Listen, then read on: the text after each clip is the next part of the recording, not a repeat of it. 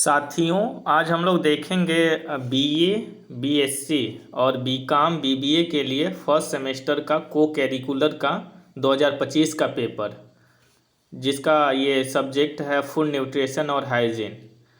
तो ये जो 13 फरवरी को पेपर होगा, 13 फरवरी 2026 को माँ विंध्यवासिनी यूनिवर्सिटी हो गया, एमजी के बीपी हो गया, इसके लिए ये प्रश्न बहुत ही उपयोगी होंगे। तो इसको अच्छे से देखना। सबसे पहले जान लेते हैं कि इसमें हमारे पास टोटल 50 क्वेश्चन आते हैं और प्रत्येक क्वेश्चन 2 मार्क्स का होता है। इस प्रकार टोटल 100 मार्क्स के होते हैं और हमें टाइम मिलता है 1.5 घंटा। 1.5 घंटे में हमें करना रहता है।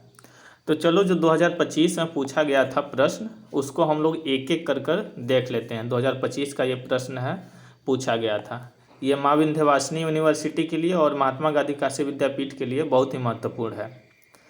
तो सबसे पहले पहला क्वेश्चन हम लोग देखते हैं। पहला प्रश्न कह रहा है कि भ्रूण की गर्भावस्था में मृत्यु हो जाती है, और ये पूछ रहा है किसके कमी से होती है। तो ये जो है विटामिन के की कमी से हो जाती है। भ्रूण की जो गर्भावस्था में ही मृत्यु विटामिन के की कमी से हो जाती है। तो इस प्रकार से हम लोग का ऑप्शन हो जाएगा 4।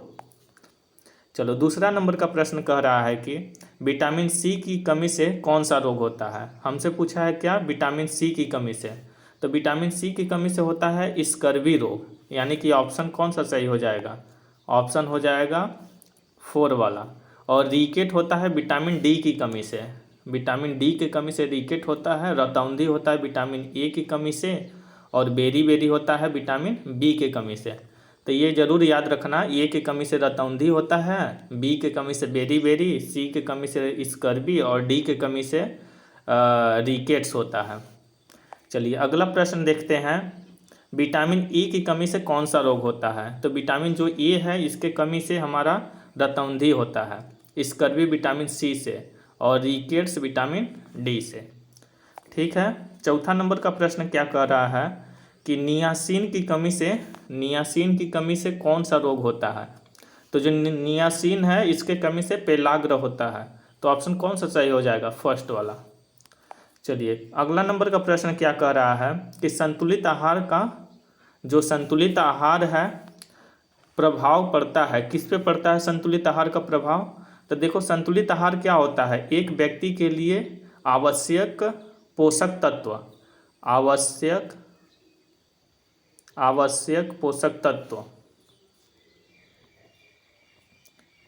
जो किसी व्यक्ति के लिए कितना आवश्यक पोषक तत्व है, ये किस पे निर्भर करेगा। तो उसके लिंग पर, वो महिला है पुरुष है, और उसके आयु पर, छोटा है कि बड़ा है, और शारीरिक परिवर्तन, किसी का शरीर बहुत विशाल होता है, किसी का पतला होता है। तो इस हिसाब से हो जाएगा ये सभी। यानी कि संतुलित आहार जो है, हमसे क्या प्रश्न पूछा था कि संतुलित आहार पर प्रभाव पड़ता है, तो लिंग पर भी, आयु पर भी, शारीरिक परिवर्तन, यानी कि ये सभी, ऑप्शन चौथा। चलिए, छठवां नंबर का प्रश्न क्या कह रहा है कि भोजन का महत्वपूर्ण कार्य भी है। तो देखो, जो भोजन का महत्वपूर्ण कार्य है, ये है ताप को नियंत्रित करना। बीमारियों को पैदा करना नहीं हो सकता है। कार्बोहाइड्रेट उत्पादन करना, ये भी नहीं हो सकता है। कार्बोहाइड्रेट उत्पादन करना नहीं हो सकता है, क्योंकि कार्बोहाइड्रेट भोजन से बहुत सारी चीज़ उत्पादन होते हैं। विटामिन, मिनरल, कार्बोहाइड्रेट, फैट, खनिज वगैरह सब प्राप्त होते हैं। केवल कार्बोहाइड्रेट प्राप्त करना, उत्पादन करना नहीं हो सकता, इसलिए तापमान नियंत्रित करना हो जाएगा, यानी कि ऑप्शन दूसरा। चलिए, 7वां नंबर का प्रश्न क्या कह रहा है कि यह पदार्थ तीसरे समूह में आते हैं। तो देखो, जो खाद्य पदार्थ है, टोटल 5 समूहों में इसको बांटा गया है।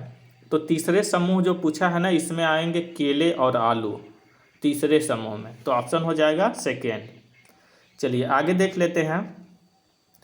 अगला प्रश्न है कि खाद्य पदार्थ को कितने मूल खाद्य समूहों में विभाजित किया गया है। तो हमने अभी बताया, ये 5 खाद्य समूह में विभाजित किया गया है। इस प्रकार ऑप्शन हो जाएगा दूसरा। चलिए, 9वां नंबर का प्रश्न क्या कह रहा है कि प्रोटीन नाम किस वैज्ञानिक द्वारा प्रस्तावित किया गया था।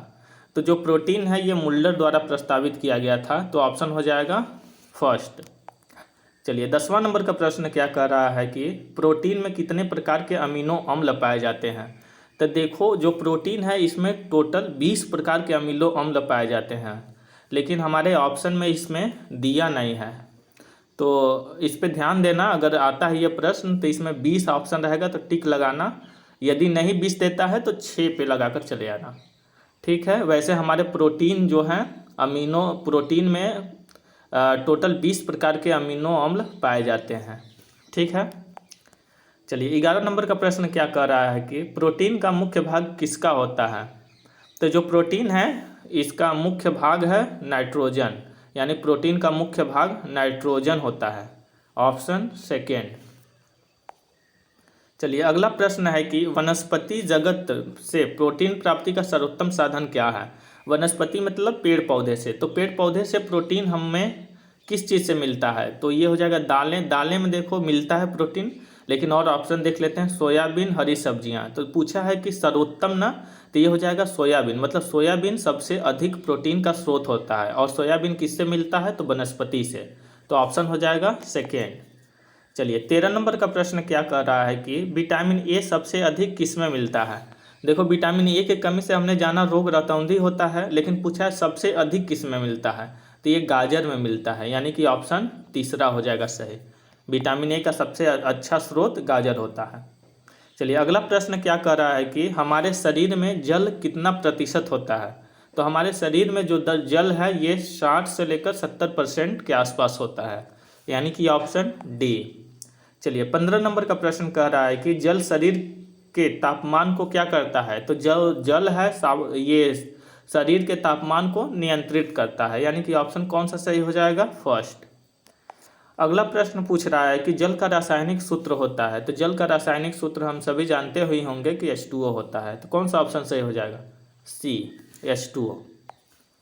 चलिए 17 नंबर का प्रश्न है मिड डे मील कार्यक्रम कब लागू हुआ था। तो जो मिड डे मील कार्यक्रम है ये 1995 में लागू हुआ था, यानी कि ऑप्शन फर्स्ट। 18 नंबर का प्रश्न क्या कह रहा है कि मानव की प्राथमिक आवश्यकता क्या है। तो देखो हम सभी मानव हैं और हमारी प्राथमिक आवश्यकता क्या होना चाहिए, बिस्तर नहीं, वाहन नहीं, सबसे देखो प्राथमिक आवश्यकता होता है भोजन। हमारे पास प्राथमिक पहला आवश्यकता चीज़ क्या है, तो भोजन, ऑप्शन सेकेंड।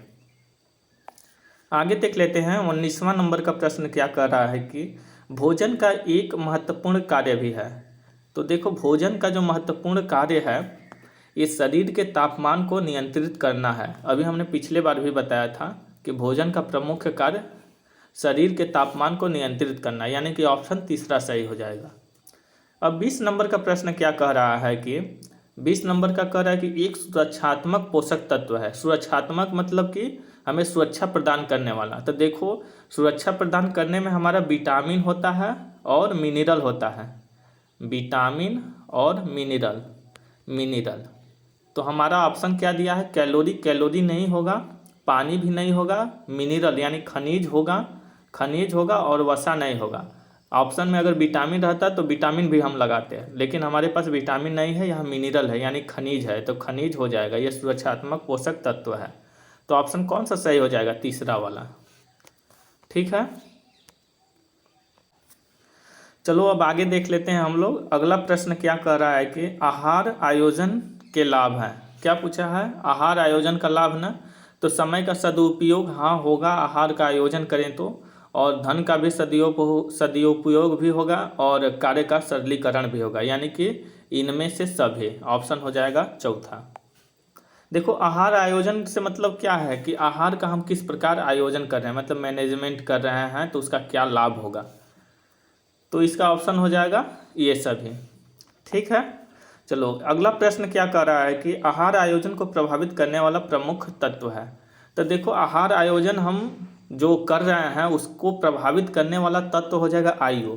मान लो हम किसी छोटे बच्चे के लिए, 10 साल का बच्चा है, उसके लिए आहार आयोजन करें तो उसके लिए आहार कम ही लगेगा हमें ना, और अगर 20 साल का बच्चा है तो उसके लिए आहार बहुत अधिक लगेगा, उसका आहार इसके शायद दोगुना हो जाएगा। तो ये देखो प्रभावित करेगा ना हमारे आहार आयोजन को, तो आयु हो जाएगा, व्यवसाय नहीं होगा, संप्रदाय नहीं होगा, मान सम्मान नहीं होगा, बच्चे की आयु यानी कि किसी भी व्यक्ति की आयु पर निर्भर करेगा कि उसका आहार आयोजन किस प्रकार से हो रहा है। तो हमारा कौन सा ऑप्शन हो जाएगा, फर्स्ट वाला।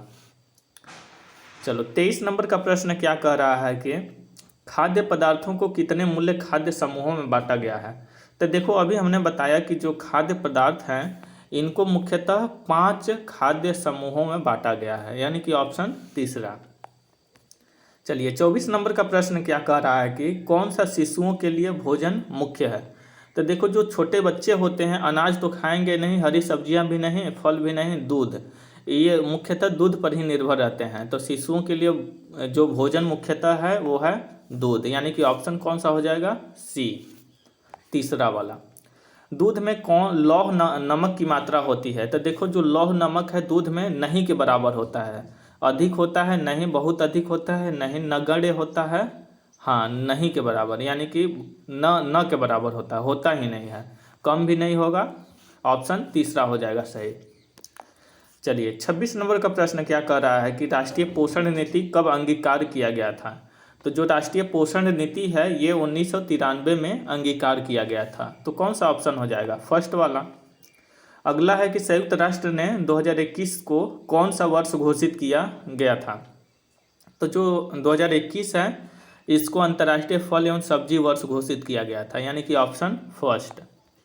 अगला प्रश्न है कि मधुमेह रोग के लक्षण है। मधुमेह रोग के लक्षण देखो बहुमूत्रता भी है, अधिक प्यास लगना भी है, भूख में वृद्धि भी है, यानी कि ये सभी ऑप्शन सही है। तो ऑप्शन चौथा वाला राइट हो जाएगा। अगला प्रश्न है कि टीकाकरण है।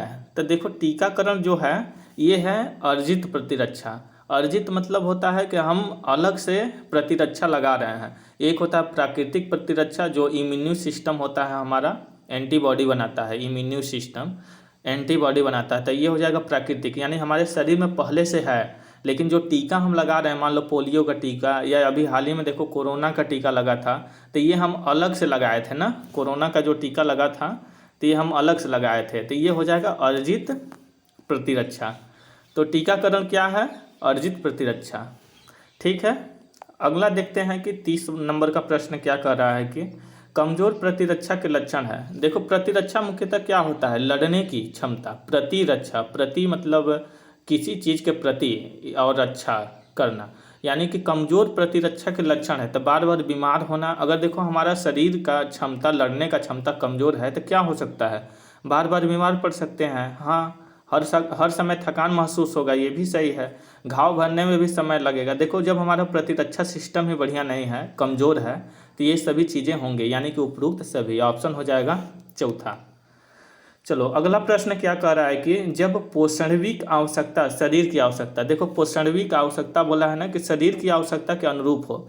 मान लो कि हमारा जिस प्रकार जैसा शरीर है उस हिसाब से हमें पोषण तत्व मिल रहे हैं, तो ऐसी स्थिति क्या कहलाती है, कुपोषण। देखो अगर हमारा शरीर के अनुरूप पोषणविक आवश्यकता नहीं मिलता तब हमारा कुपोषण होता, लेकिन हमें मिल रहा है ना, तो ये हो जाएगा सुपोषण ना।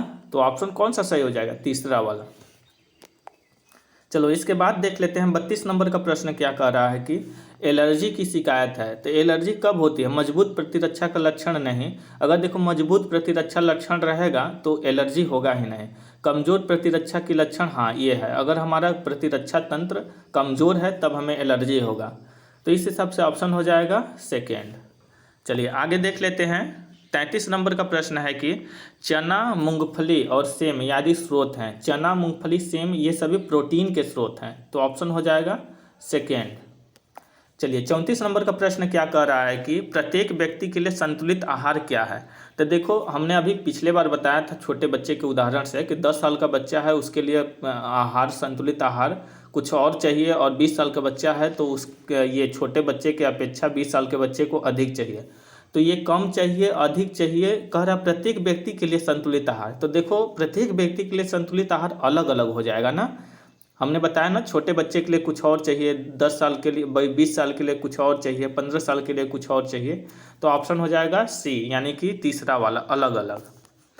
35 नंबर का प्रश्न है कि एक जटिल कार्बोहाइड्रेट है। देखो जटिल कार्बोहाइड्रेट पूछा है ना, तो ये हो जाएगा सेलुलोज। जो सेलुलोज है ये जटिल कार्बोहाइड्रेट है। और आगे का प्रश्न क्या कह रहा है कि लैक्टोज किस में पाया जाता है। तो देखो लैक्टोज जो है बेसिकली ये दूध में पाया जाता है। लैक्टोज जो है ये दूध में पाया जाता है, और इसी से याद रखना लैक्टिक एसिड जो होता है वो दही में पाया जाता है।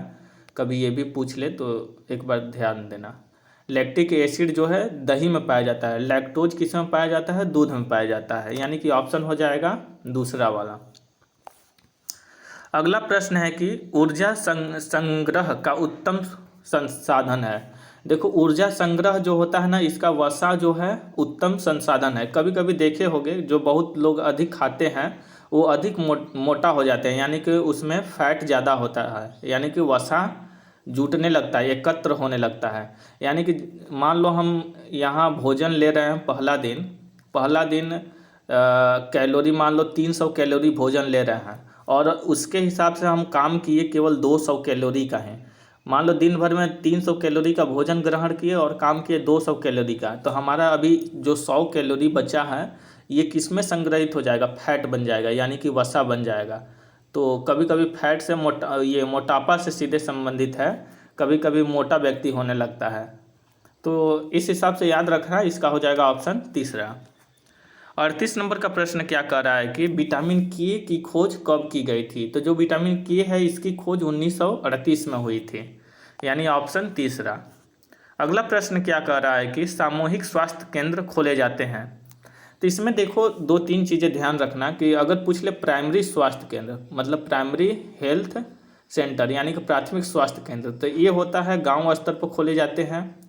और दो जो ये सामूहिक स्वास्थ्य केंद्र है यानी कम्युनिटी हेल्थ सेंटर, ये देखो ब्लॉक स्तर पर खोले जाते हैं, लेकिन ऑप्शन हमारा इसमें नहीं दिया है। तो इस हिसाब से अगर नहीं दिया है तो हम गांव तो लगाएंगे ही नहीं, शहर भी नहीं लगाएंगे। न्याय पंचायत देखो ग्राम पंचायत के ही बराबर होता है, तो जिला स्तर पर हम लगा सकते हैं, यानी कि ऑप्शन हो जाएगा चौथा। लेकिन एक बार और ध्यान देना कि जिला अस्पताल भी जिला स्तर पर ही खोला जाता है। यदि देखो यहाँ ब्लॉक स्तर रहता तो हम लगाते ब्लॉक स्तर पर, लेकिन ब्लॉक स्तर हमारा यहाँ पर दिया नहीं है, तो इस हिसाब से हम लगाएंगे जिला स्तर। ठीक है, अगला प्रश्न क्या कर रहा है कि स्वास्थ्य के लिए जिम्मेदार घटक हैं। स्वास्थ्य के लिए देखो जिम्मेदार घटक ये व्यक्तिगत भी है, सामुदायिक भी है और सरकारी भी है, यानी कि उपरोक्त सभी, ऑप्शन चौथा।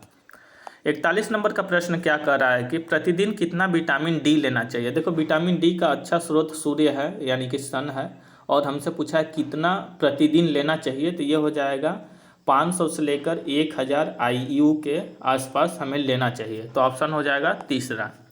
42 नंबर का प्रश्न क्या कर रहा है कि प्रतिरक्षा का प्रकार है। देखो हमने बताया था प्रतिरक्षा 2 प्रकार के होते हैं, एक प्राकृतिक यानी कि जो हमारे शरीर में खुद पाए जाते हैं, और दूसरा अर्जित यानी कि जैसे हम लोग वैक्सीन लगाते हैं, टीका उका लगाते हैं, तो उस तरीके से। अभी हमने उदाहरण दिया था कोरोना का टीका, तो ये हो जाएगा अर्जित प्रतिरक्षा।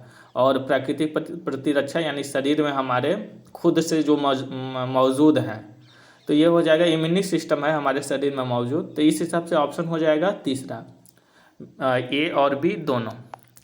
चलिए अगला प्रश्न क्या कह रहा है कि आपके आहार का लगभग आधा हिस्सा होना चाहिए। तो देखो अगर संतुलित आहार का बात करें तो हमारे आहार में लगभग आधा हिस्सा में अनाज और सब्जियां होना चाहिए, तो इस हिसाब से ऑप्शन हो जाएगा पहला।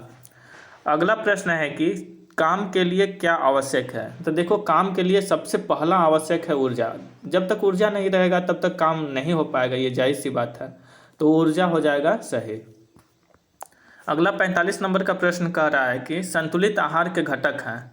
तो देखो संतुलित आहार के घटक जो होते हैं कैलोरी होता है, प्रोटीन होता है, खनिज होता है, और ये सभी तब हो जाएंगे ऑप्शन ना। देखो इसमें एक चीज़ और याद रखना कि विटामिन मिनरल क्या होता है कि अगर ये सभी ऑप्शन तो दिया है ठीक है, कभी कभी बदल दे ऑप्शन कि संतुलित आहार के घटक हैं, तो इसमें हो जाएगा विटामिन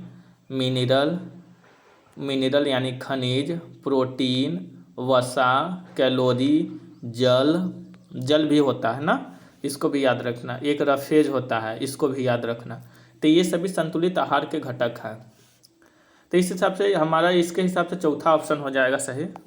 46 का है स्तनपान के दौरान माँ के शरीर में कितने लीटर दूध का उत्पादन होता है। तो देखो जब स्तनपान के दौरान माँ के शरीर में ये आधा लीटर के आसपास दूध का उत्पादन होता है, यानी ऑप्शन कौन सा सही हो जाएगा, पहला वाला। ठीक है, अगला प्रश्न क्या कह रहा है कि 47 नंबर का कि ये पदार्थ खाद्य समूह में आते हैं। तो हमसे पूछा है कि खाद्य समूह में अभी हमने बताया था कि 5 खाद्य मुख्यतः खाद्य समूह में बांटा गया है खाद्य पदार्थों को। तो गेहूं भी आता है, मक्का भी, रोटी भी, तो ये सभी हो जाएंगे। हमसे क्या पूछा था, ये पदार्थ खाद्य समूह में आते हैं ना, तो ये सभी हो जाएगा, यानी ऑप्शन चौथा। चलिए 48 नंबर का प्रश्न है कि पशु जगत खाद्य पदार्थ है, मतलब ऐसी खाद्य पदार्थ जो हमें पशुओं से मिलता हो। तो मांस पशुओं से मिलता है, मछलियाँ, अंडा, तो ये हो जाएगा ऑप्शन सही। अंडा, ब्रेड, यहाँ देखो ब्रेड बिस्कुट ये तो हमारा पेड़ पौधों से मिलता है, तो ये नहीं होगा। दालें, सेम, ये भी पेड़ पौधे से नहीं होगा। मांस, बीफ होगा पशुओं से, लेकिन सब्जियां जो होगा पेड़ पौधों से मिलेगा। तो इस हिसाब से ऑप्शन हो जाएगा पहला ना, कि मांस, मछली और अंडा। चलिए 49 नंबर का प्रश्न क्या कर रहा है कि क्वाशियोर कोर रोग किस कमी से होता है। तो ये देखो विटामिन, ये प्रोटीन की कमी से होता है। तो ऑप्शन कौन सा सही हो जाएगा, पहला वाला ना। अब देखो अंतिम नंबर का प्रश्न क्या कर रहा है कि प्रोटीन के कार्य हैं। तो जो प्रोटीन है इसका कार्य क्या है, तो शरीर का निर्माण करना। हाँ, प्रोटीन का कार्य शरीर का निर्माण करना है, शरीर में होने वाली टूट फूट को भरता भी है, शल्य चिकित्सक में उपयोगी है, यानी कि उपरोक्त सब है।